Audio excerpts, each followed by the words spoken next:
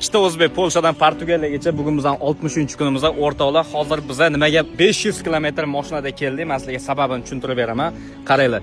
Yonimizda Shvetsariya, bu yoq Avstriya. Hozir chapga yurishdi. Avstriya bilan Shvetsariyaning o'rtasida joylashgan kichkina bir Liechtenstein davlati bor. O'zingizlar bilasizlar, biz Guinness rekordiga har xil bandlariga qarab topshirgandi. Ya'ni Yevropani boshidan oxirigacha yurish, bu kichkina shaharda boshidan oxirigacha yugurish, ya'ni kichkina shaharda uzunligi 28,3 kilometr bo'ladi. Biz hozir bu shaharda boshidan oxirigacha yugurib, bitta davlatda bosib o'tgan o'zbek sifatida Guinnessga kirishimiz kerak bo'ladi. Biz o'shaning uchun 500 kilometr mashinada keldik. 14-iyun kuni bu shaharda yugurish bo'yicha marafon bo'ladi. O'shaning uchun biz ozgina xavotir oldik, shtobi bizdan oldin kimdir bu rekordni yangilamasin, Guinnessga topshirmasin deb. Biz o'zi aslida bu shaharga 20 kun atrofida yetib kelishimiz kerak. O'shaning uchun ulgurmaymiz. Mashinada keldik. Hozir biz yuguramiz. Nemislarga o'zbeklarning kuchini ko'rsatamiz. Biz Guinness rekordiga xudo xolisa kiramiz.